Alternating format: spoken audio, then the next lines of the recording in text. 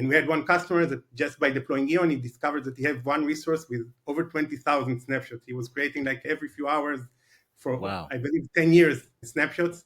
And actually this resource he needed just to have backup for 3 months.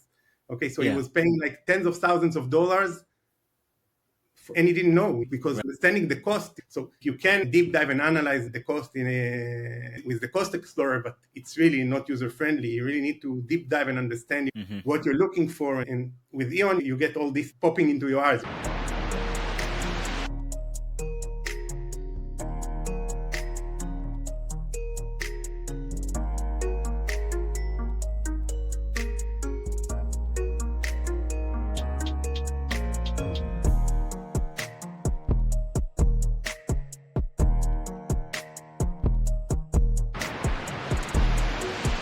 Enterprise cyber and AI storage leader Infinidat delivers the utmost technical and business value for your enterprise.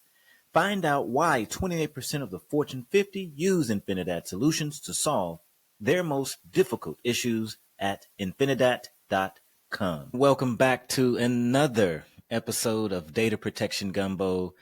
I am your host, Demetrius, and today we are going to have a conversation with a newer company that's on the block now. So we are going to make sure that we open the lid on cloud backup posture management. Some of you may or may not have heard of it before, but it's a critical aspect to the space of overall protecting data and to make sure that you have the ability to recover quicker and faster in case there's some type of accidental deletion or even a ransomware type attack. I welcome on Dr. Assaf Natzanzon, who is the VP and Chief Architect at Eon.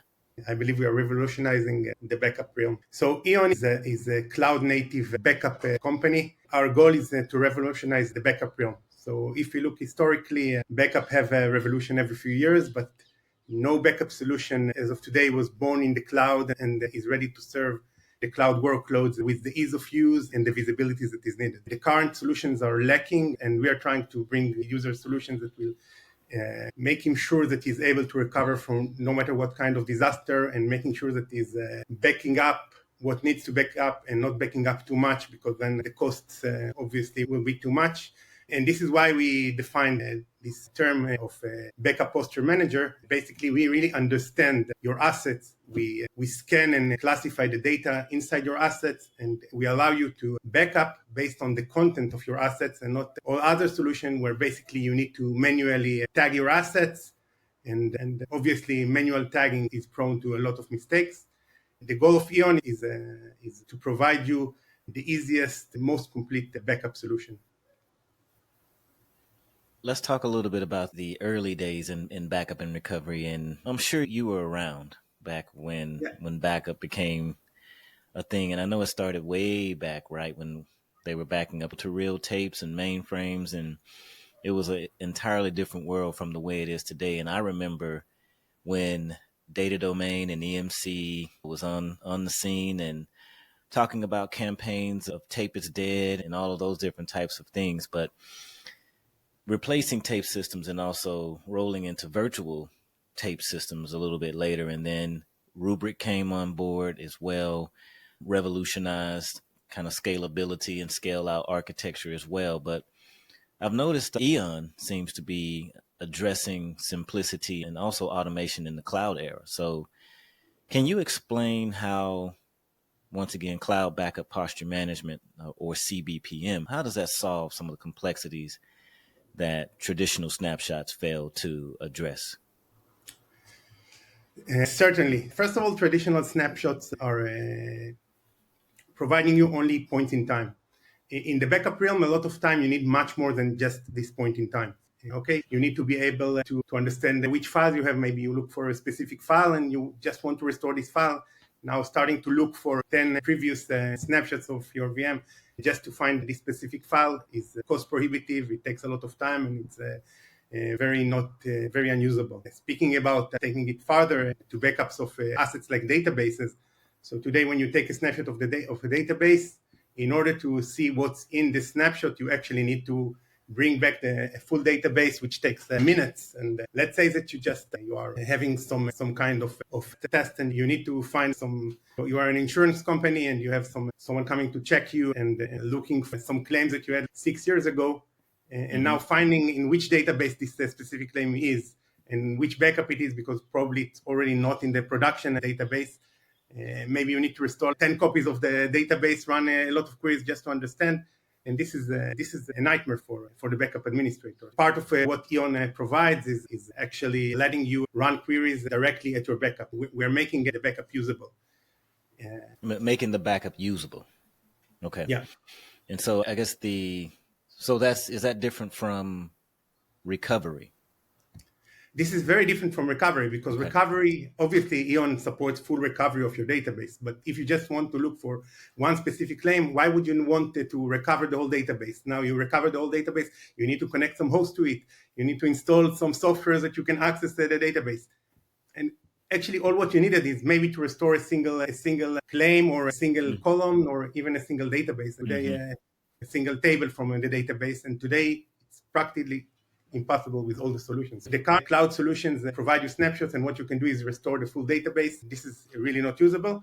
By the way, regarding the files and search, Amazon recently added the feature, but the feature is very limited compared to what we have in Eon. For example, you're limited on the amounts of files that you can restore in a single click. The time it takes to restore the file is long. You need to define this feature specifically for the specific workload, and it's not built in. It costs you extra charges. With Eon, you get all of these for free.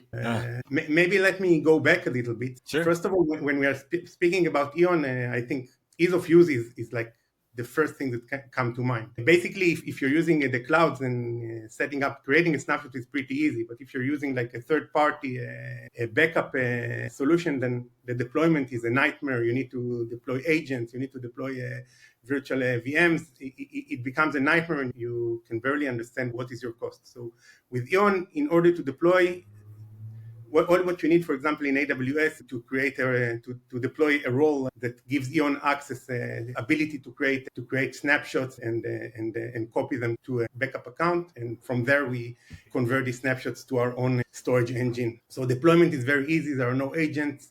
The cost structure is also very easy with Eon. So if you're looking at cloud, the cost structure itself is pretty simple, but at the end, understanding what's your cost is prohibitive. So it's very complex to understand what is backed up, how is it backed up, how many copies you have. For example, we had one customer that just by deploying Eon, we scanned the environment to understand what are the assets. Also, we classify the data in the assets so we can understand which resources, for example, have personal information and which resources are belonging to a production environment. The customer can define policies that are based on the content and not just on tags, like I said before. But also we understand what kind of backup is currently installed in the customer environment. For example, we can understand how many snapshots are deployed there. And we had one customer that just by deploying Eon, he discovered that he had one resource with over 20,000 snapshots. He was creating like every few hours for, I believe, 10 years snapshots. And actually this resource he needed just to have backup for 3 months. Okay, so he was paying like tens of thousands of dollars, and he didn't know, because understanding the cost. So you can deep dive and analyze the cost with the cost explorer, but it's really not user friendly. You really need to deep dive and understand what you're looking for. And with Eon, you get all this popping into your eyes. You get the full understanding of what you're backing up, how much you back up, what is the cost, how much each resource takes, for how long the resource stays. And being able to classify the data itself, we allow the user to create policies. So we also classify what's running inside the VM. So we can understand that, for example, if a virtual machine has a database inside, or maybe a message queue, or we support hundreds of applications that we can discover. And then you can create policies that are actually not based on tags, but based on the actual content. So you can say, okay, if this asset is a database, either RDS or inside a virtual machine, and this asset contains personal information, then I would like to have 2 copies, but both of them, one in the US East and one in the US West, and maybe a third copy in another cloud, because this data is important, but still the copy has to be inside the US because of the personal information and the rules around personal information. But at the end, you define the policy based on the content itself.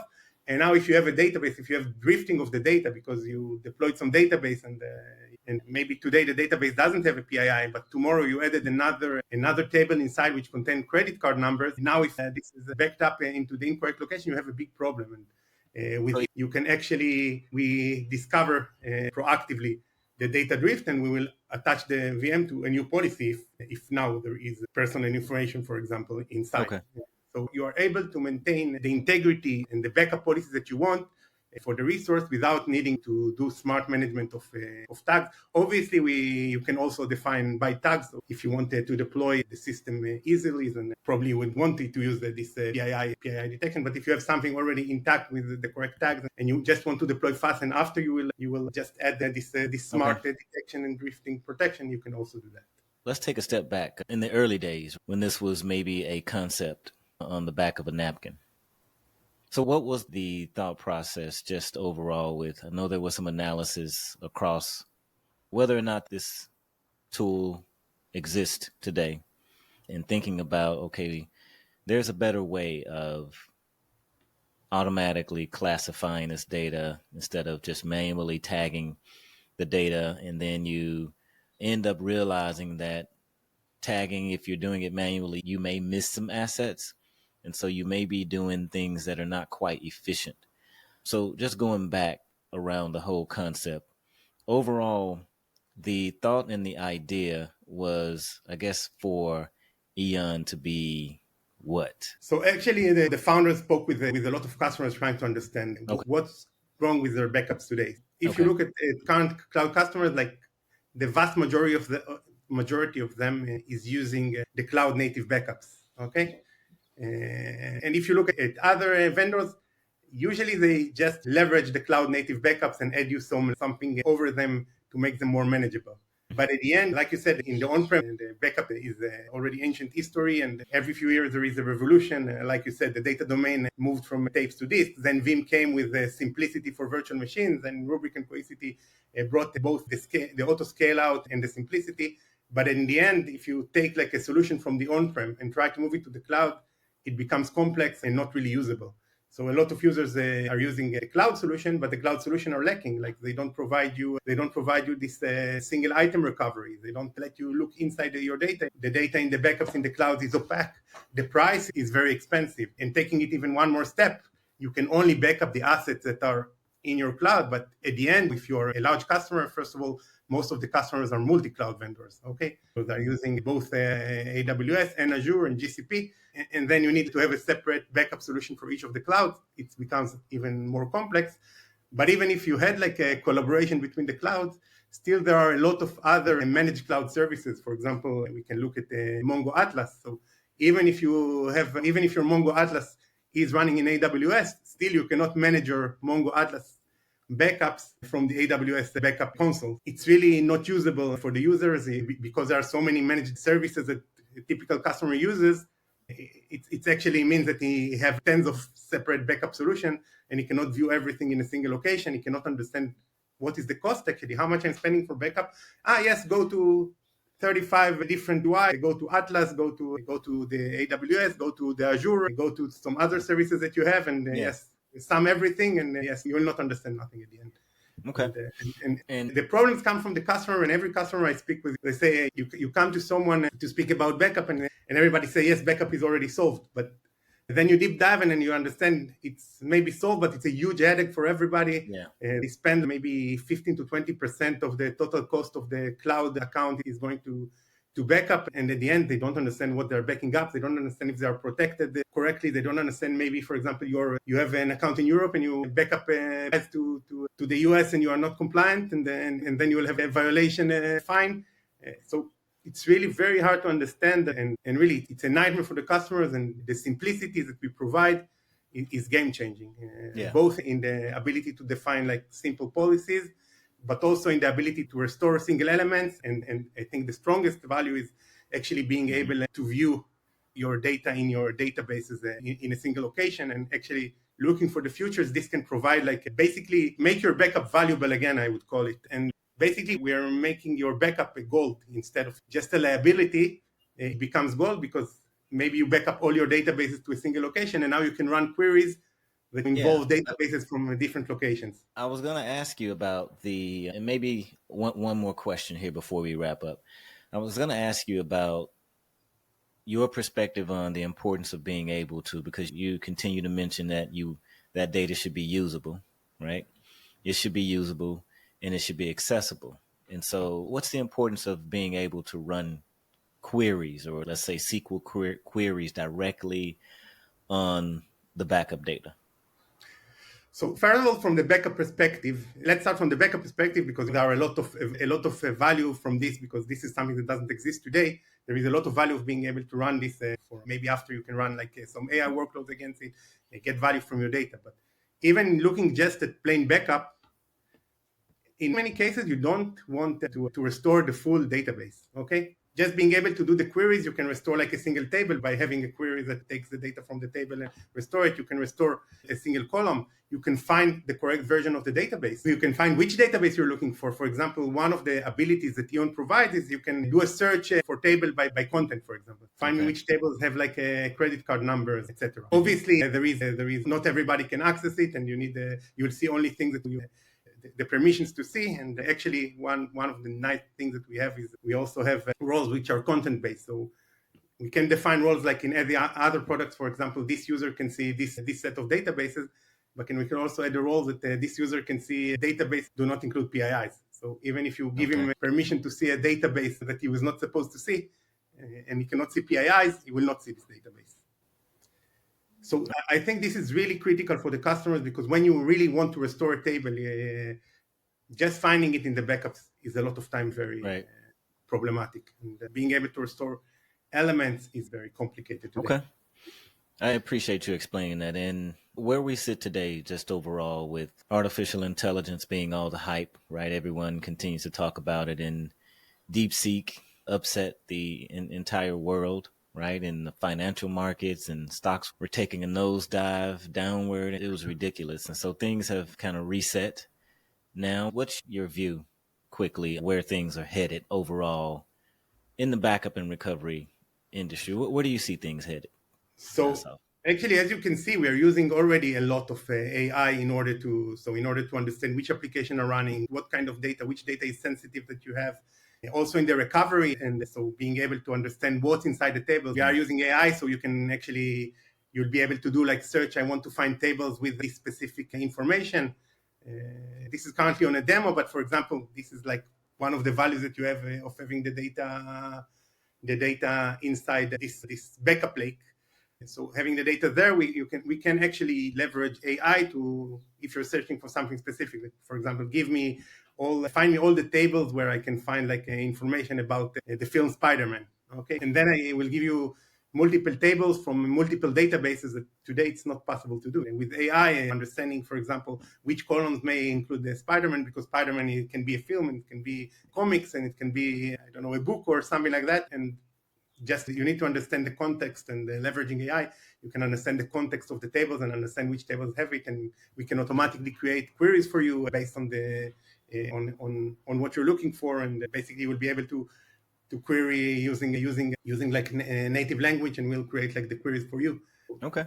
I think AI is revolutionizing everything. And again, the vision is we are going there. It's to have a fully autonomous backup that will understand the content of the assets and understand the backup and understand maybe that a disaster is coming, or maybe it will understand that there is a storm coming, and it will automatically create backup in a region which is not in the storm because maybe there will be downtime there. Yeah, I love that. This is not yet available, but the AI can make a backup much more reliable, much more proactive. Obviously, when we're speaking about a ransomware protection, AI plays a big role there in order to detect and also understand how to recover smartly. We are also going to revolutionize all the ransomware protection and recovery. Okay. Just a few words about this, because this is very important part of backup. So already all the Eon backups are air gapped by default. So we back the backups to a dedicated account which contains only S3.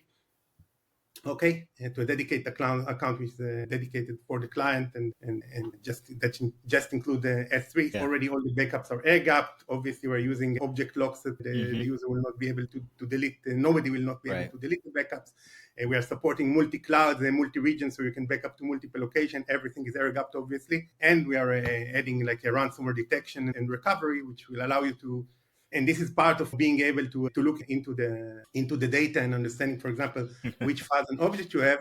So when you will look in the objects, you will understand which objects are clean and which objects are not. So you can browse the file system and look for in a machine, and you will see which. First of all, you will understand which machines are suspected with ransomware, but also when you browse the file there, you will see which files are corrupted and which versions of the files are corrupted immediately. So it will be very easy to recover like the latest clean version for each file. I truly learned some interesting things from you as well. And you mentioned autonomous backups, right? That's something I've been talking about for a little while now, because that would be the ultimate goal, that if backup was smart enough to just really know what to back up and all that without anyone telling it. And I know you probably got a lot to say about it. This is a dream for me. Yeah. This is a dream for me for many years. Even in my days in EMC, maybe 10 years ago, I already had the term like zero-click backup. And this is I believe that this is where we're going to. Again, it will take time, but in the end, as customers will trust more and more, I guess we'll have some built-in policies, and the customer will just... And where can Gumbo listeners go to get more information about Eon? Our website is eon.io, and we'll basically go there and you can get connected to our sales and marketing people. All right. Dr. Assaf, thank you so much for coming and being a guest here. And before I let everyone go, we are on YouTube, so make sure you check us out there at Data Protection Gumbo. And then we also have 26,000 professionals in our Backup and Recovery Professionals group on LinkedIn. So just go to LinkedIn and type in the search box Backup and Recovery Professionals. We're having similar conversations to the ones that we are right here on Data Protection Gumbo. So everyone out there, stay secure and back up often.